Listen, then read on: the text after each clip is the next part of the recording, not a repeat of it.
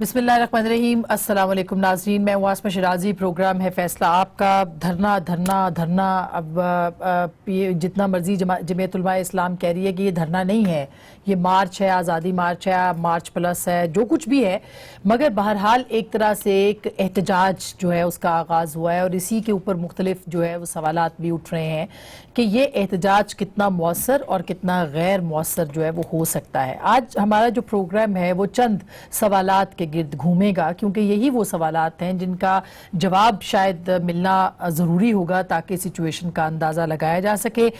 مولانا فضل الرحمان سے یا جمعیت علماء اسلام سے اور اس کے ساتھ ساتھ اپوزیشن سے چند اہم سوالات آج کے پروگرام میں ہم اٹھانے جا رہے ہیں کہ مولانا کے اس دھرنے کے یا اس آزادی مارچ کے مقاصد کیا ہیں۔ یہ ایک اہم سوال ہے اور یہ گھوم پھر کے روز ہی اس پہ بات ہوتی ہے، لیکن آج کچھ کنکلیوژن کے ساتھ ہم اس پہ تجزیہ آپ کے سامنے پیش کریں گے۔ کیا مولانا اپنے مقاصد میں کامیاب ہوں گے؟ یعنی مولانا کے جو 3-4 مقاصد ہیں جس میں انہوں نے کہا ہے کہ وزیر اعظم استعفیٰ دے دیں، اور وہ کہتے ہیں جی عام انتخابات ہوں، اس کے بعد ریفارمز کی بات کر رہے ہیں، اور اس کے بعد وہ کہہ رہے ہیں کہ جو بنیادی ایک آئین ہے اس کے اصل فارم کے اندر جو ہے وہ لایا جا سکے۔ دوسری طرف نواز شریف صاحب کا بھی آپ نے بیانیہ سنا جو کہ انہوں نے ٹی وی پہ دیا تھا، اور وہ یہ کہہ رہے تھے کہ ووٹ کو عزت دو والی ہی پالیسی یا وہی جو ایک ان کا نیریٹو ہے وہی ساتھ چلے گا، وہی آگے جائے گا۔ البتہ اس وقت جو ہے امامت ہے یا جو قیادت ہے وہ مولانا فضل الرحمان صاحب کے ہاتھ میں ہے۔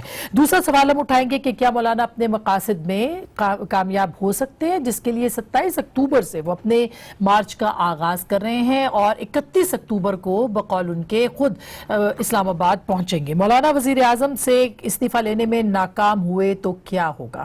اگر مولانا ناکام ہو جاتے ہیں خدا نخواستہ یا جو بھی ہے اس سلسلے میں، تو کیا ان کو ان کی سیاست کا یہ سب سے بڑا جوا ہے جو کہ وہ کھیلنے کے لیے جا رہے ہیں، وہ اس کے لیے بھی تیار ہے یا نہیں ہے؟ اور اس کے ساتھ ساتھ کیا مولانا جو ہیں وہ ان کا انعقاد اگر وہ کامیاب ہو جاتے ہیں اور عام انتخابات منعقد ہو جاتے ہیں تو وہ اصلاحات کے بغیر کیسے ممکن ہوگا؟ اس کے لیے فارمولا ان کے پاس کیا ہے؟ کیا مولانا کے دھرنے کی ٹائمنگ درست ہے یا بہت اہم ہے؟ اور اس ٹائمنگ کے پیچھے کیا ہے؟ یہ بھی بہت ہی اہم سوال ہوگا۔ اور مسلم لیگ نون اور پیپلز پارٹی جو ہے وہ کس مرحلے کے اوپر مولانا کے ساتھ آئیں گے؟ جس مرحلے پہ مذاکرات ہوں گے، جس مرحلے پہ آخری مرحلہ یعنی کہ جو حتمی مراحل ہیں، کیا دونوں وہاں پہ ان کے ساتھ باقاعدہ جو لیڈرشپ ہے ان کی وہ شامل ہوگی؟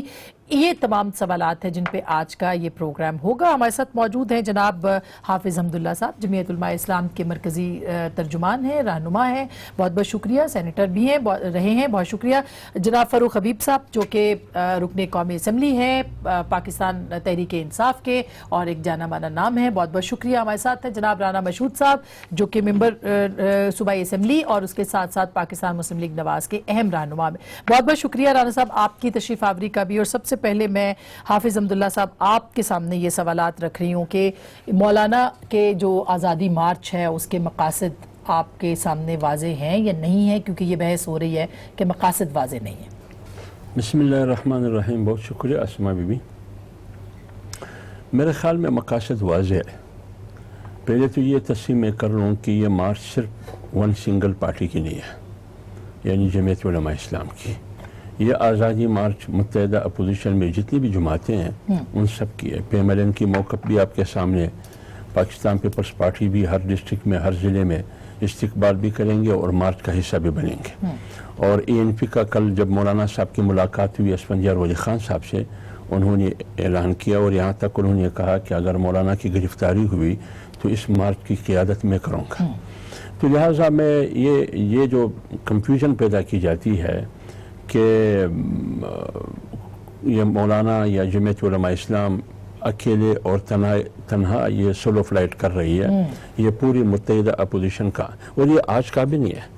آپ کو یاد ہوگا جب 25 جولائی کا الیکشن ہوا، 26 جولائی کو فوراً تمام اپوزیشن جماعتوں کی میٹنگ ہوئی، اس میں یہی 2 فیصلے ہوئے کہ الیکشن ریگ الیکشن، جعلی اور دھاندلی زدہ الیکشن، جس کے نتیجے میں ایک پارٹی کو اکثریت دی گئی، اب حکومتوں کو دی جا رہی ہے، اس کو ہم تسلیم نہیں کرتے۔ دوسرا فیصلہ یہ ہوا کہ فری اینڈ فیئر الیکشن ہمارا مطالبہ ہوگا۔ جمعیت کی ایک رائے یہ تھی علیحدہ ایک رائے یہ تھی کہ ہم نے اسمبلی میں نہیں جانا، لیکن ان متحدہ اپوزیشن کی جتنی بھی جماعتیں تھیں ان کی رائے کا احترام کرتے ہوئے ہم ادھر اندر گئے کہ اس فورم کو بھی استعمال کریں گے، باہر بھی۔ اس دن سے جمعیت علماء اسلام سڑکوں پر ہے، اور آپ دیکھ رہے ہیں ملین مارچ سے یہ اس کا تسلسل ہے۔ آج درمیانی راہ کی بات کی ہے شیخ رشید صاحب نے، وہ کہتے ہیں کہ جی مولانا فیس سیونگ اس وقت چاہ رہے ہیں۔ میں سنوا دیتی ہوں آپ کو، پھر اس کے بعد میں آپ کا کمنٹ لوں گی، ذرا سنوائے گا آج شیخ رشید صاحب نے کیا کہا ہے۔ یہ معاملہ ٹھیک ہو جائے گا، ملاقاتیں ہو رہی ہیں، فضل الرحمان سے بھی بات چیت جاری ہے اور دوسرے لوگوں سے بھی جاری ہے۔ مجھے شہباز شریف بھی وکٹ کے دونوں طرف نظر آتے ہیں، میں نے تو اس کو خود کہا کہ بھئی ایک طرف کھیل لے، یا ہاتھ آسمان پہ لگا لے یا پاؤں زمین پہ لگا لے۔ پیپلز پارٹی شہزادہ جو ہے اس نے اپنی تحریک شروع کر دی ہے، سو وہ مولویوں سے ڈرا ہوا ہے، وہ نہیں جائے گا اس طرف، اس کو پتہ ہے یہ دھرنا دے دیں گے مولوی وہاں پہ اسلام آباد میں۔ ممکن ہے مولانا فضل الرحمان کو کشمیر کی ریلی نکالنے کے لیے، دھرنے کے لیے نہیں، دھرنے کی اسلام آباد میں گنجائش نہیں ہے، اور ایک درمیانی راستہ نکل آئے اور فضل الرحمان جو فیس سیونگ مانگ رہا ہے اسے فیس سیونگ دی جا سکتی۔ اب آپ نے سن لیا، فیس سیونگ کشمیر تک محدود ہو جائے گی ریلی اور درمیانی راستہ نکالا۔ دیکھیے یہ شیخ رشید صاحب کی باتوں کو جمعیت علماء اسلام بلکہ پوری اپوزیشن سنجیدگی سے نہیں لیتی ہے ان کی باتوں کو، کیونکہ شیخ رشید کی مثال بالکل آلو جیسا ہے، وہ تو لالو پرشاد نہ بن سکے، کم سے کم آلو تو بن چکے ہیں، ہر سالن میں آلو آپ کو نظر آئے گا۔ سر وہ ہے نہیں پروگرام میں، اس لیے تو اس لیے میں ان کے متعلق ایک رائے میں دے سکتا ہوں۔ دوسری بات یہ ہے کہ فیس سیونگ کا مطلب کیا، مطلب فیس سیونگ کا، دیکھیے یہ فیصلہ صرف مولانا کا نہیں ہے، یہ صرف مولانا کا فیصلہ نہیں ہے، یہ پورا متحدہ اپوزیشن کا۔ یہاں سے پی ایم ایل این کی طرف سے وفد آ رہی ہے، مولانا صاحب اسفندیار ولی سے مل رہے ہیں، پارٹیوں کا آپس میں رابطے ہو رہی ہے، تو یہ تنہا ایک پارٹی کی بات ہے نہیں۔ لہٰذا یہ آپ کی طرف سے ملتوی ہونے کا کوئی امکان نہیں۔ فیصلہ وہ قطعی فیصلہ ہے، وہ اس میں کوئی دوسری رائے نہیں ہے، اور یہ آزادی مارچ ہوگا۔ اور جہاں تک کشمیر کی بات ہے، وہ تو ان سے پہلے ہم اعلان کر چکے ہیں، مولانا صاحب نے کہا کہ 27 اکتوبر یوم یکجہتی کشمیر ہوگا، 31 اکتوبر کو ہم اسلام آباد میں انٹر ہوں گے، یہ تو پہلے ہم فیصلہ کر چکے ہیں۔ یہ پھر رانا صاحب، یہ پھر پی ایم ایل این کیوں کنفیوز ہے کہ ان کو ابھی تک مقاصد نہیں پتا یا ایجنڈا واضح نہیں ہے ان کے اوپر؟ یہ ڈسکشن تو آپ کی تمام جو کمیٹیوں کے اجلاس ہوئے ہیں اس کے اندر یہ ڈسکشن ہوئی ہے، تو آپ لوگ کیا ابھی بھی مطلب نواز شریف صاحب کے سٹیٹمنٹ کے بعد اب کلیئر ہے، یا ابھی بھی آپ اس میں ایجنڈے کے اوپر ابھی بھی کنفیوز ہیں؟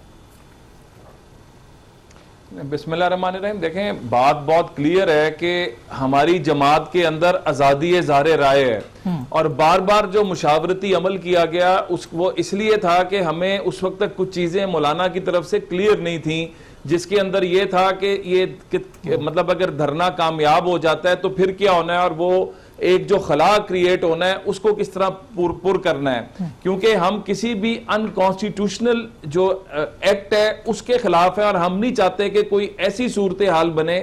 لیکن جب ہم نے بڑی اوپن ڈسکشنز کی اس پہ فار اینڈ اگینسٹ، لیکن جب میاں نواز شریف صاحب کی طرف سے ایک کلیئر کٹ ڈائریکشنز آ گئیں، تو پھر ہماری جو آخری میٹنگ تھی اس کے اندر کہا گیا کہ ان لیٹر اینڈ اسپرٹ ہم آزادی مارچ میں ساتھ نکلیں گے، آزادی مارچ کو پوری سپورٹ دیں گے، اور اس کے ساتھ ساتھ جو باقی جزیات ہیں وہ طے کرنے کے لیے ہم نے مولانا فضل الرحمان صاحب سے ریکویسٹ کی، اور کل ایک میٹنگ متوقع ہے جو شہباز شریف صاحب کی اور مولانا فضل الرحمان صاحب کی ہوگی، جس میں باقی معاملات بھی سارے طے کر لیے جائیں گے۔ لیکن رانا صاحب مطلب استعفیٰ کیسے آپ کے خیال میں پرائم منسٹر سے استعفیٰ کیسے لیا جا سکتا ہے؟ ایک مارچ نکلے گا، ریلیاں آئیں گی، اور آپ کے خیال میں وزیر اعظم استعفیٰ دے کے گھر چلے جائیں گے، یہ اتنا آسان ہوگا؟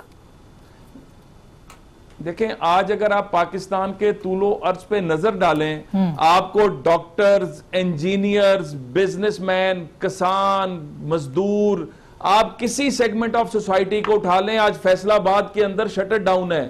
آپ اس وقت پاکستان پورے کے اندر سے ایک ہی آواز آ رہی ہے، ایون بہت بڑے بڑے لوگ جو پی ٹی آئی کو سپورٹ کرتے تھے وہ میڈیا پر بیٹھ کر وہ آج مافیا قوم سے مانگ رہے ہیں کہ جی ہم غلط کرتے رہے اور ہم نے قوم کی توقعات زیادہ بڑھا دی، جبکہ یہ نااہل اور نکمے تھے، اور ان کے پاس کوئی ویژن نہیں تھا، ان کے پاس کوئی ڈیلیورنس کا کوئی پلان نہیں تھا۔ اب یہ ایکسپوز ہو چکے ہیں، یہ ہوم فرنٹ پہ بھی ایکسپوز ہو گئے، آج کشمیر 72 دن ہو گئے، اور ہمارا جو کپتان ہے وہ بجائے کشمیر ایشو کو ریزالو نہیں کرنے مگر کے رانا وہ صاحب دیکھیں نا، اب ایران اور چلے گئے۔ سعودی عرب کی صلح تو کرا رہے ہیں نا، یہ بات تو مطلب ہے نا، اب ایسا تو نہیں کہ وہ بالکل ہی آپ کہہ رہے ہیں ناکام ہو گئے، ایک فورن اس کے اوپر تو کامیاب ہو رہے ہیں۔ دیکھیں آسمہ صاحبہ، بات یہ ہے کہ ان کا پہلے دن کا وتیرہ ہے کہ یہ ایشو سے توجہ ہٹانے کے لیے کوئی ایک نیا ایشو کریٹ کر لیتے ہیں۔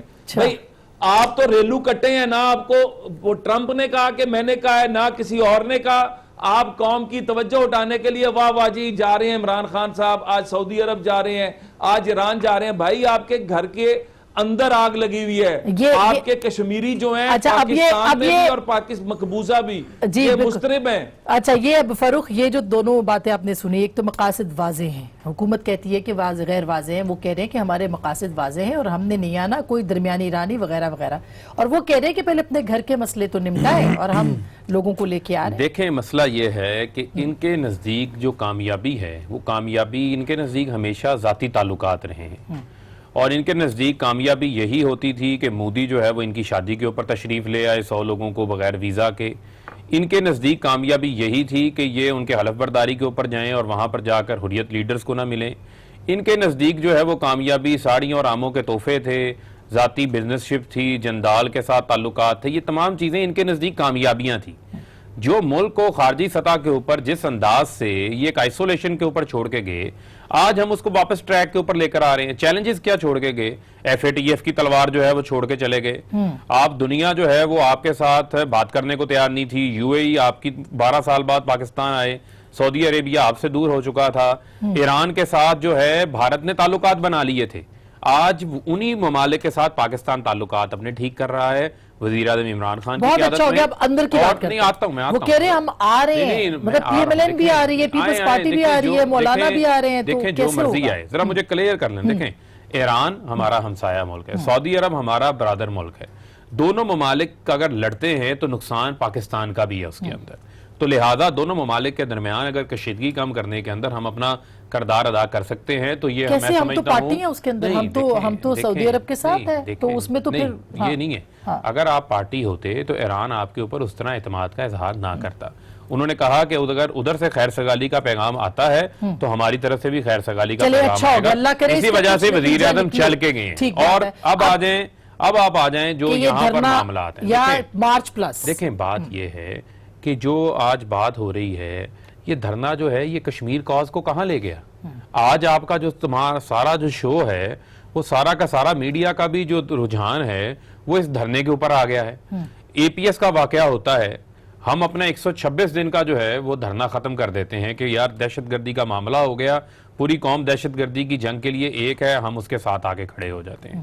یہاں پر اس ملک کے اندر جتنے انہوں نے معاملات بتائے ہیں کوئی سرے سے ان کے احتجاج کی بنیادی موجود نہیں ہے۔ یہ صرف اور صرف آپ کے خیال میں کوئی ریزن نہیں ہے؟ دیکھیں میں بتاتا ہوں، معاشی بحران میں اس کوئی پہ بھی ریزن آ رہا نہیں ہوں، ہے۔ اس پہ بھی آ رہا ہوں۔ دیکھیں یہ تمام تر جو احتجاج ہے یہ کشمیر کاز کو پیچھے لے گیا، اور یہ کشمیر کاز سے پوری قوم متحد ہے، پوری دنیا کو وزیر اعظم اس طرف متوجہ کر کے آئے، اس سے جو ہے لوگوں کا رجحان توجہ ہٹانے کا ایک معاملہ تھا۔ دوسری بات یہ ہے کہ جو بار بار بات کی جاتی ہے کہ جناب ہمارے احتجاج میں متحدہ اپوزیشن کا احتجاج ہے، وہ متحدہ اپوزیشن تو جو ہے وہ شروع سے متحد نہیں ہے۔ اچھا لیکن نہ آپ کو صدارتی انتخابات میں ووٹ دیے انہوں نے، نہ آپ کو ڈپٹی سپیکر پہ ووٹ ملے، اور جب آپ نے متحدہ کی حالت دیکھی، جب سینٹ کے انتخابات میں کس طرح تتر بتر ہوئے وہ بھی آپ نے دیکھ لی۔ یہ ویسے حافظ صاحب اب یہ پوائنٹ ناکامی ہے، بالکل یہ جو اینڈ ریزلٹ ہے سینٹ الیکشن کی طرح کا ہوگا ایک، اور دوسری بات یہ کہ کشمیر کے ایجنڈے کو آپ جو ہے اس پہ کام کرنے کی بجائے آپ پاکستان کے اندر تفریق لا رہے ہیں، یہ حکومت کا نیریٹو ہے۔ دیکھیے اسما بی جہاں تک کشمیر کاس کی بات ہے تو میرے خیال میں کشمیر 72 سال میں وہ شہرک نہیں کٹی تھی، اس حکومت کی دورانیے میں کشمیر کی شہرک کٹ گئی، اور ہم کیا کرتے رہے؟ ہم حکومت میں ہوتے ہوئے موجودہ پارٹی عمران خان صاحب، نریندر مودی کی الیکشن ہے وہاں ہندوستان میں، یہ سب کو پتہ ہے کہ نریندر مودی RSS ان کی جڑوں میں شامل ہے۔ نریندر مودی نے گجرات میں مسلم فسادات اور قتل عام اور خونریزی میں ان کا بڑا بڑا رول تھا، یہ سب کو معلوم تھا کہ نریندر مودی نے گزشتہ حکومت میں بنگلہ دیش کے ساتھ کھڑے ہو کے کہا کہ پاکستان توڑنے میں میرا رول تھا. اب یہ تمام صورتحال آپ کے سامنے تھا. پھر آپ نے کیوں کہا کہ نریندر مودی بعثت وزیر اعظم کیوں کہا کہ نریندر مودی کی کامیابی میں کشمیر کے مسئلے کا حل ہے؟ کیا وہ حل یہ تھا جو ابھی آج ہم دیکھ رہے ہیں؟ دیکھیں ہمیں جو لیکن کاز کو نقصان تو میں تو آ رہا ہوں جب آپ لوکل ایشو کے اوپر ڈیوائیڈ کر دیں گے بات سنیں نا اسما بی بی، یہ سوال تو ابھرتا ہے. کاز کو تو انہوں نے دفن کر لیا نا. جب شیرک کٹ گئی 370 ان کی مینیفیسٹو کا حصہ تھا کہ اس کو ختم کروں گا، 35A کو ختم کروں گا. وہ اپنے الیکشن میں یہی کرتے رہے کہ میری اکثریت آئے گی پھر میں کشمیریوں کے ساتھ یہ کروں گا اور میں یہاں سے مبارکبادیں وقت سے پہلے دیتا ہوں، وقت سے پہلے کہہ رہا ہوں کہ ان کی کامیابی میں کشمیر کے مسئلے کا حل ہے. UN کونسل میں ممبرشپ کے لیے ان کو ووٹ دیتا ہوں. کشمیر کاز کہاں ہے؟ آپ یہ بھی نہ کر سکے کہ اقوام متحدہ کی جو کونسل ہے برائے انسانی حقوق، آپ 16 ممالک کی سپورٹ بھی حاصل نہ کر سکے. آپ نے قرارداد بھی پیش نہیں کی، لیکن ٹویٹ کے ذریعے ایک صاحب یقین دلاتے ہیں کہ 58 ممالک کی ہمیں سپورٹ حاصل ہے. حالانکہ ممالک کی تعداد تو وہاں جو ہے 74 ہے اور پھر 47 ہے. اگر کچھ تھا تو پھر اپوزیشن بہانہ نہ دے ان کو. یہ تمام چیزیں ابھی ہم آ رہے ہیں. ہم جو آ رہے ہیں، میں نے آپ کو کہا کہ ہم کشمیر کاز کو زندہ کرنے کے لیے آ رہے ہیں. وہ کس طرح زندہ؟ ہم یہ کہتے ہیں کہ کشمیر جو شیرک گئے وہ کٹ گئی، وہ اس حکومت کی ناکام اور غلط پالیسیوں کی وجہ سے کٹ گئی. جس طرح معیشت ان کی ناکام پالیسیوں کی وجہ سے تباہ ہوئی، جس طرح غریب غربت کے نتیجے میں تباہ و برباد ہوئی، جس طرح تاجر تباہ و برباد ہوا. ڈاکٹر کی صورتحال آپ کے سامنے، آپ کی میڈیا کے زبان بھی بند ہے اور ان کی قلم بھی بند ہے. ان کے خلاف کیا کس قسم کے حصار بنائی جا رہی ہے. لہٰذا ہم نے آزادی مارچ کا مطلب یہی ہے کہ میڈیا کو آزاد کرانا ہوگا، جمہوریت کو آزاد کرانا ہوگا. اچھا یہ کیسے ہوگا؟ یہ ہمارے مقاصد ہیں. سر یہ میں ایک بریک لیتی ہوں. بریک کے بعد یہی پوچھنا ہم چاہ رہے ہیں کہ یہ کیسے ہوگا. کیا مارچ کا جو نتیجہ ہوگا وہ یہ ہوگا کہ حکومت رخصت ہو جائے گی، عام انتخابات کا اعلان ہو جائے گا، یا مارچ اگر ناکام ہوا تو یہ حکومت نہ صرف رہے گی بلکہ اور مضبوط ہو جائے گی؟ ایک چھوٹی سی بریک، اس کے بعد اس کے اوپر بھی ڈسکشن کریں گے کہ پولیٹیکل پارٹیز کیا سوچ کے اور کتنی یقین کے ساتھ جو ہے اپوزیشن جماعتیں وہ اسلام آباد آنا چاہتی ہیں. بریک کے بعد ویلکم بیک ناظرین، ایک دفعہ پھر آپ کو خوش آمدید کہتے ہیں. رانا صاحب، حافظ صاحب نے بڑے تفصیل کے ساتھ جو ہے وہ بتایا بریک سے پہلے کہ ہم کیوں آ رہے ہیں، لیکن آپ یہ سمجھتے ہیں کہ اتنا دباؤ حکومت کے اوپر یا مقتدر حلقوں کے اوپر آپ بلڈ اپ کر پائیں گے کہ حکومت کو چلتا کریں، عام انتخابات کا اعلان ہو، عام انتخابات کا فرض کے اعلان ہو گیا، دوبارہ یہی حکومت آ گئی تو کیا کریں گے آپ؟ دیکھیں، پہلی بات تو یہ ہے کہ جو عام انتخابات جن کی بات ہم کرتے ہیں، یہ پاکستان کی تاریخ کے بدترین دھاندلی زدہ الیکشن ہے. 260 پٹیشنیں اس وقت کورٹس میں پڑی ہوئی ہیں اور 80 حلقے ایسے ہیں کہ جس کے اوپر الیکشن کمیشن کا بنایا ہوا قانون جو تمام جماعتوں کی مشاورت سے بنا تھا کہ جہاں پر 10,000 سے کم کا مارجن یا 5% سے کم کا مارجن ہو وہاں پر حلقے آٹومیٹکلی کھلیں گے. آج تک جتنے حلقے کھلے ان سب میں جو ہے رزلٹ چینج ہوا اور ہم یہ سمجھتے ہیں کہ اس کے اندر پاکستان کی تاریخ کا، اور میاں نواز شریف صاحب نے یہ بات کہی کہ مجھے جب مولانا فضل الرحمان صاحب نے کہا تھا کہ اسمبلیوں سے استعفے دیں کیونکہ یہ سارا پاکستان کا بدترین دھاندلی زدہ الیکشن ہے، تو اس وقت ہی اپوزیشن کو کوئی لاہ عمل بنا کر آ جانا چاہیے تھا. اور آج اس کا نقصان پوری قوم اٹھا رہی ہے کیونکہ یہ وہ لوگ ہیں جن کو مسلط کیا گیا ہے، جن کے پاس کوئی پلان نہیں تھا. اور ابھی میں بات سن رہا تھا ہمارے جو پی ٹی آئی کے ساتھی ہیں کہ عمران خان صاحب بہت بھاگ دوڑ کر رہے ہیں، تو آسمہ صاحبہ وہ مجھے ایک پرانا قصہ یاد آ گیا کہ وہ جنگل کا بادشاہ بندر بنا دیا اور جنگل میں قحط ہو گیا تو وہ سارے گئے اس کے پاس، تو کبھی وہ ایک درخت پہ سے دوسرے درخت پہ، کبھی ایران، کبھی سعودی عرب، کبھی کہیں. انہوں نے کہا کہ بھائی صاحب یہ آپ کیا کر رہے ہیں؟ انہوں نے کہا بھاگ دوڑ تو بڑی کر رہا ہوں لیکن حل جو ہے تو یہ اب کپتان صاحب جو ہے بھاگ دوڑ جو ہے وہ جہاں پہ کرنے کی ضرورت ہے وہاں کر نہیں رہے. اور آج یقین کریں ہم باہر حلقوں میں جاتے ہیں، لوگوں میں جاتے ہیں، کیا کر لیتے؟ دیکھیں نا 13 مہینوں میں وہ کیا کر لیتے؟ یہ ایک سوال تو ہے نا رانا صاحب. جس طرح کی معیشت تھی، پرائم منسٹر کیا کرتے مجھے بتائیں، ان کی ٹیم کیا کرتی؟ دیکھیں، پہلی بات تو یہ ہے کہ انہوں نے آتے ساتھ ہی کرپشن کا چائنا گئے. اگر آپ یاد کریں شروع کے دن ہر ملک میں جا کے کہا کہ پاکستانیوں سے زیادہ کرپٹ کوئی نہیں ہے, پاکستانی بڑے کرپٹ ہیں, انہوں نے کھا لیا, لوٹ لیا. اور کسی نے خاک آپ کے ملک میں انویسٹمنٹ لے کر آنی تھی. آپ ہمیشہ انویسٹر کانفیڈنس کو بلڈ کرتے ہیں. آپ نے اپنے ملک کی تو آپ کو یقین ہے رانا صاحب, آپ کو یقین ہے کہ آپ لوگ آئیں گے تو پرائم منسٹر جو ہے وہ گھر چلے جائیں گے؟ آپ کو اس بات کا یقین ہے کہ ایسا ہو جائے گا؟ ہماری دیکھیں دو چیزیں ہیں. پہلی بات تو ہماری جو اکنامک ٹیم ہے, ہم ریگولر بیٹھتے ہیں, مشورہ کرتے ہیں. آپ یقین کریں اس پاکستان کو اگر ہمارے ویژن کے مطابق چلایا جائے, یہ پھر ان برے حالات میں بھی 5 سے 6 ماہ میں اپنے پیروں پر کھڑا ہو سکتا ہے. اور عمران خان صاحب جو ہے نا ایتھیکلی مورلی یہ کھو چکے ہیں کہ پاکستان کے حکمران رہے. آج ذرا کیمرہ لے کے نکلیں. آپ نے بڑی امپورٹنٹ بات کی. وہ کہہ رہے ہیں ہماری معاشی ٹیم کے پاس حل ہے, ہم لے آئیں گے, اور ان کو یقین ہے کہ وہ یہ کر لے. اچھا اگر وہ کامیاب ہو جاتے, چلو ان سے تم نے کہا ناکام, اگر وہ کامیاب ہو جاتے تو کیا ہوگا؟ دیکھیں سب سے بڑی بات یہ ہے, یہ جو اس فساد کی تیاری ہو رہی ہے اس فساد کا جو تعلق ہے وہ تعلق اڈیالہ جیل اور کوٹ لکھپت سے. معاملہ یہ ہے کہ یہ تمام تر چیزیں جتنی بات کی گئی, آپ نکالیں میڈیا پہ, جتنے ڈاکٹروں کے احتجاج پی ایم ایل این کے دور کے اندر ہوئے ہیں کسی دور کے اندر نہیں ہوئے. جتنے ٹیچرز کے, مزدوروں کے, کسانوں کے دھرنے ان کے دور کے اندر ہوئے ہیں کسی دور کے اندر نہیں ہوئے. یہ آج فیصلہ آباد کی بات کر رہے تھے, 40 روپے کلو کباڑ کے بھاؤ جو ہے وہ لوم, پاور لوم فیصلہ آباد میں بکی. 300 سپننگ ملیں جو ہیں وہ ان کے دور کے اندر بند تھی.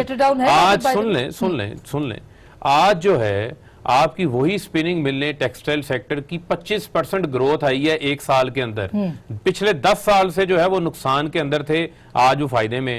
آج آپ کی سٹاک ایکسچینج جو ہے وہ اوپر جا رہی ہے. آج آپ کا جو ہے وہ روپیہ مستحکم ہو گیا ہے. آج آپ کے فورن آج آپ کے یہ سن لیں کتنے پہ 157 نہیں سن لیں آج آپ کا جو ڈالر, سن لیں رانا صاحب, سن لیں ذرا حوصلہ رکھیں. آپ نے بڑی مثال دی, میں نے بھی مثال دینی ہے ابھی آپ کو.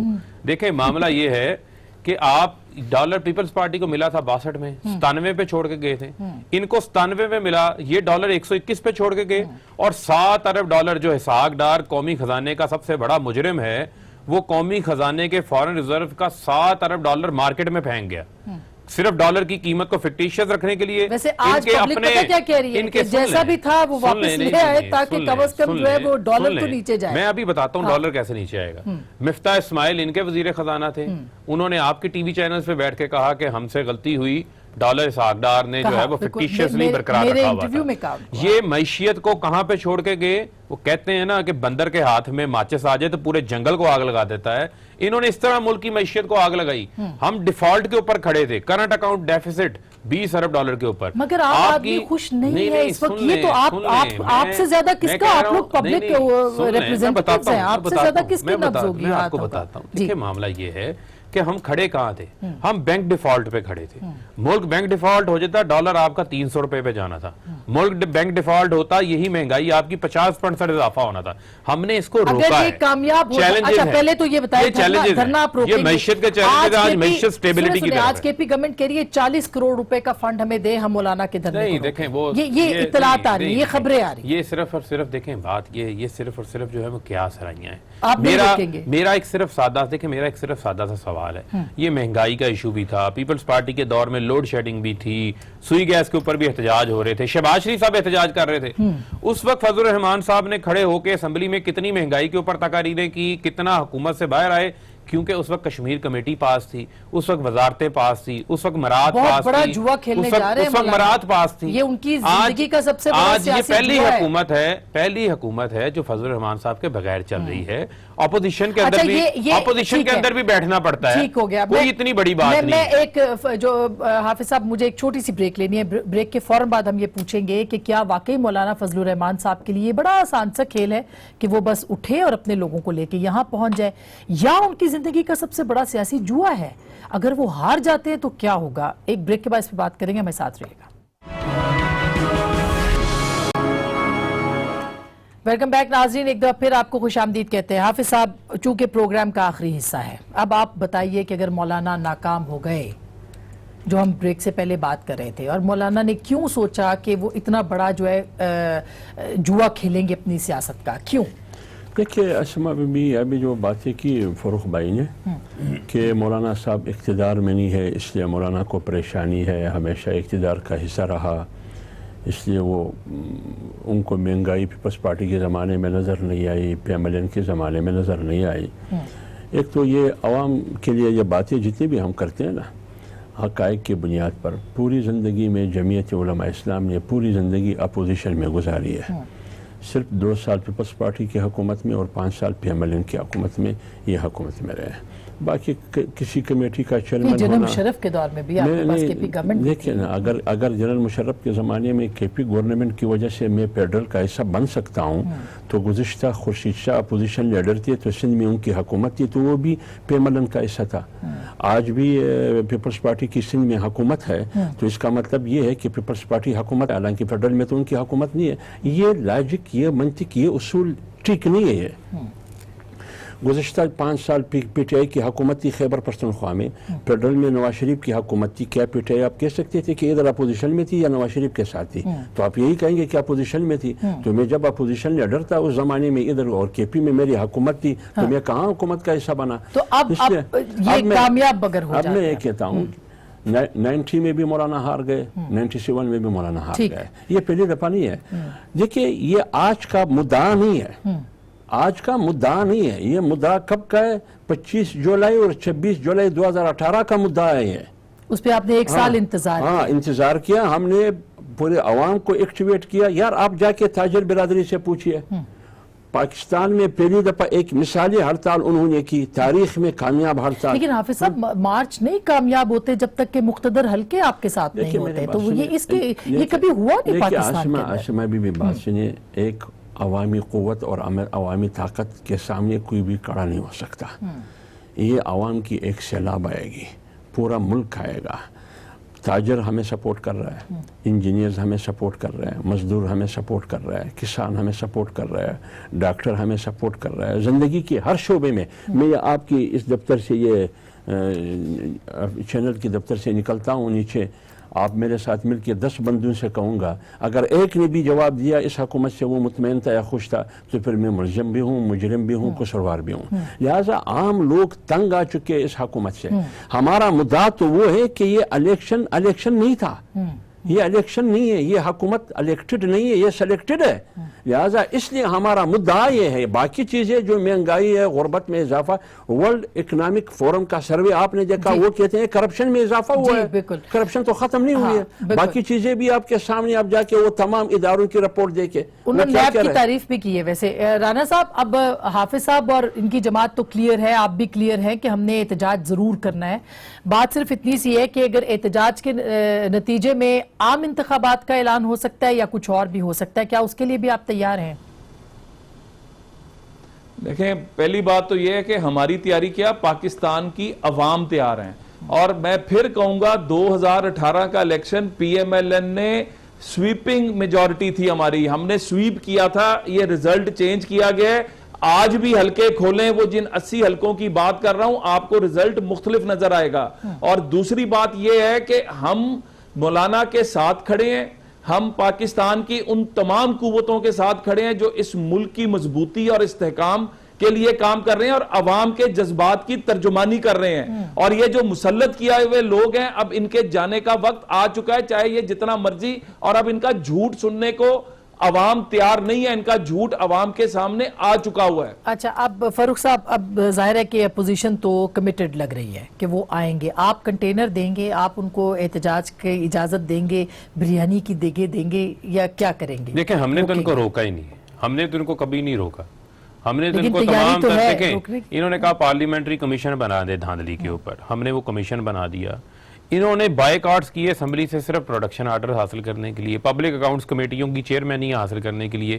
مجھے کوئی ایک پریس کانفرنس بتا دیں ان کی, اسمبلی کی کوئی ایک تقریر بتا دیں جنہوں نے کہا یہ ہم دھاندلی کے ثبوت لے ہیں, آپ پارلیمنٹری کمیشن کا جو ہے وہ اجلاس بلائیں. انہوں نے بات ہی نہیں کی, انہوں نے بات ہی نہیں کی. 460 انتخابی زداری کی پٹیشنز دائر ہوئی تھی 2013 کے اندر, جو ریکارڈ پٹیشنز ہیں. یہ کہہ رہے ہیں 260 دائر ہوئی ہیں. اتنی بڑی دھاندلی ہوئی. آپ کے کتنے لوگ جو ہیں جو پٹیشنز لے کے گئے ہوئے ہیں، اس کی تفصیلات بھی جو ہے وہ سامنے نہیں ہے. فافن کی رپورٹ ہے، اس نے کہا کہ 2013 سے بہتر انتخابات ہوئے ہیں 2018 کے. مسئلہ یہ ہے کہ اب نواز شریف وزیر اعظم نہیں ہے، وہ جیلوں کی سلاخوں کے پیچھے ہیں. یہ ایک بار پھر چاہتے ہیں کہ ہم آئیں، ٹیٹیاں لگیں، جعلی اکاؤنٹس بنے، لندن میں فلیٹس بنے نے، وہ تمام تر چیزیں جو ہیں وہ للے تللے موجے جو ہیں یہ دوبارہ حاصل کرنا چاہتے ہیں.